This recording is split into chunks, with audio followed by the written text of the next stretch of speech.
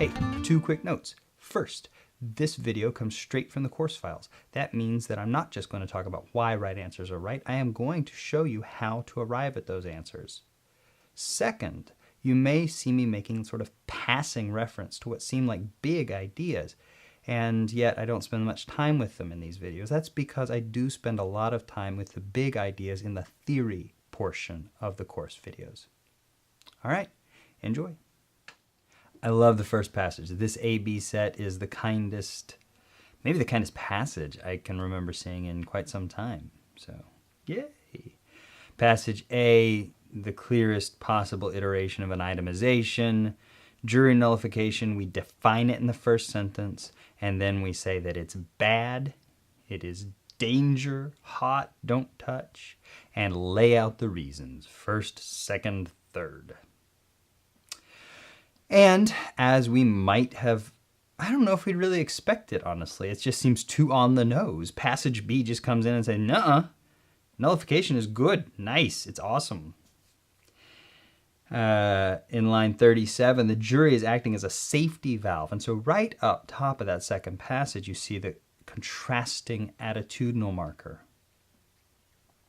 And she goes on in passage B, when a jury nullifies because it doesn't believe a law should be applied, the jury is assisting the legislature. And you see that in, direct opposition to point 3 of the first passage.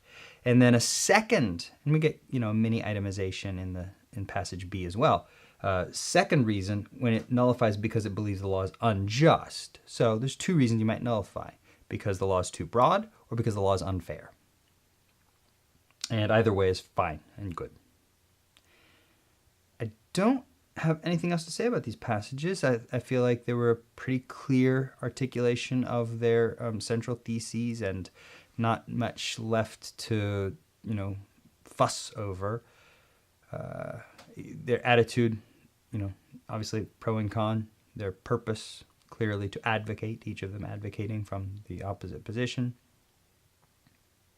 And the relationship, obviously, in opposition.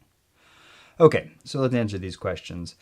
And remember, the whole thing is that we're answering questions. These are questions that have right answers, not selecting the best from 5 answer choices. Choosing the correct answer before we even look at any answer choices. So, for question number 1, B suggests some laws justify the use of jury nullification because they are too, well, what do we say? There are 2 reasons: because they're too broad or because they're too unfair. And the word too almost makes it certain that the answer is going to be broad, because it's not as though you'd reject a law because it is too unfair. It is either fair or it is not fair. There are not laws that you would want to reject because they are too unfair, whether, as though there were some other laws that you might keep because they're unfair, but they're not too unfair.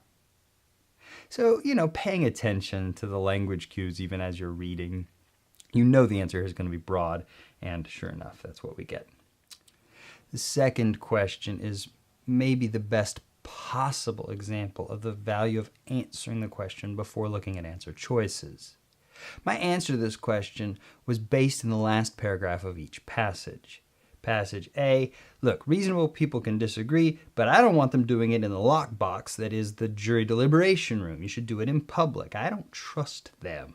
Passage B, last paragraph, yeah, maybe sometimes a jury might nullify for the wrong reasons, but that probably doesn't happen often. I trust them. And the textual support says B is more trusting of the jury than A. So my answer to this question before looking at any answer choices, because that's how we do, is B is more trusting. And then I just went through the first 2 words. Less trusting? Oh no, get rid of that. I just get rid of it. Less skeptical? I don't know. More concerned? No. More confident? Yes. More disappointed? No. D, more confident in what? In the ability of juries to exercise the power justly? Yes, she trusts them. And notice that having that answer allowed me to completely forestall any nonsense of getting caught up in trying to decide between B and D, because B is not the worst answer you've ever read, and it's not. But who cares? That's not the question, whether or not it's the worst answer you've ever read. The question is whether it's the right answer to the question. And when you develop that right answer, based only on the text, not based on the nonsense that LSAC introduces in answer choices, then you can cut through all that nonsense and not have to waste any time with it. All right, question 3. This is your relationship question, same as question 6 is. And the relationship was one of opposition. So we need the first passage title to be something bad is happening, and the second passage to be, nope, something good. So answer choice A, the first half good, the second half the pros and cons. That does not sound as attitudinally charged as our passage B was. Answer choice B, same problem with the first response. It's not got that strong anti-attitude. Answer choice C, however, you get the clear con followed by the clear pro, mirroring our passages. And when I talk about answering a question, I don't mean that you should try to anticipate what the titles are going to say, but you can with absolute certainty, with a calm assuredness, know what these titles will do. The first one must be anti, and the second must be pro. Question 4 is the same as the point of disagreement question in logical reasoning. And wasn't it just in this section in this test when we saw a question that used some of the stuff we'd used in reading comprehension within the logical reasoning, and now we're going to use the tools from the logical reasoning on the reading comprehension? What do we know that they disagree about? And the answer to this question will be something where I can say for sure passage A says yes and passage B says no, or vice versa. No question marks, no wondering, no wishy-washiness. And so we could do this with all of these answer choices, and juries should be more forthcoming. Definitely passage A says yes, but passage B, I don't know. She doesn't strongly oppose juries being forthcoming. I don't know that they disagree about this. B, laws are subject to scrutiny and debate by reasonable people. I guess they do. Do they think it should happen? But that's not even the question. The question is, does it happen? I suppose, but if you don't have a clear answer, this can't be something you can prove that they disagree about. C, it is likely that elected officials are more biased. One of the things that I would want is that you'd be immediately turned off by the tone of answer choice C. I mean, that is just so unlikely that you've got anybody making that argument, or that anybody would mount that argument. And it's kind of hard to imagine anybody mounting the opposite. Who's going to make that comparison about bias? It's so charged.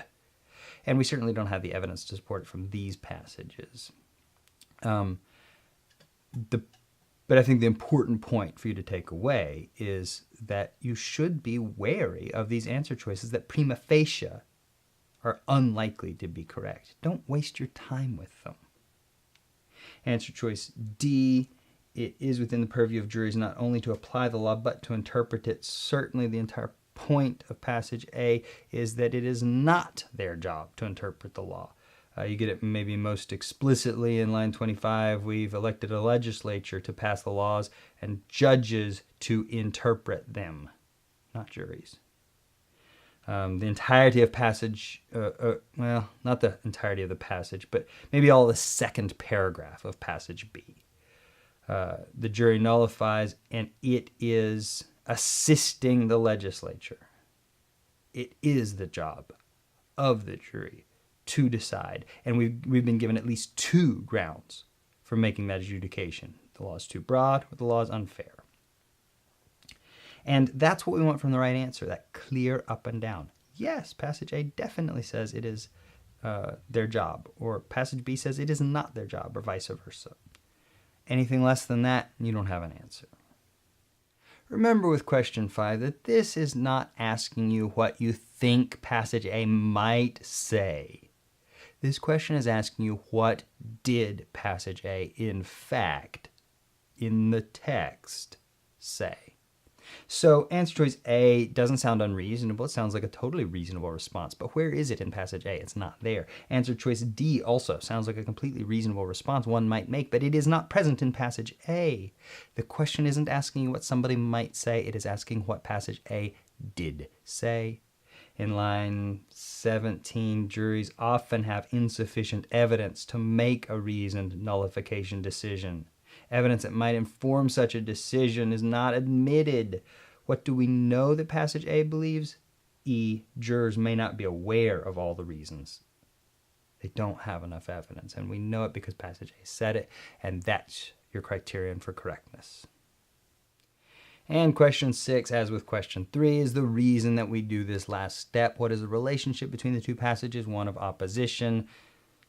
A is against, B is for, and answer choice A. And I mean, I just skimmed the others just to make sure that they were all wrong, because that's what I always do, because who knows when I might misread something. But it wasn't me entertaining the other 4 and thinking, I wonder if one of these is better. It was just, let's make sure they're all wrong.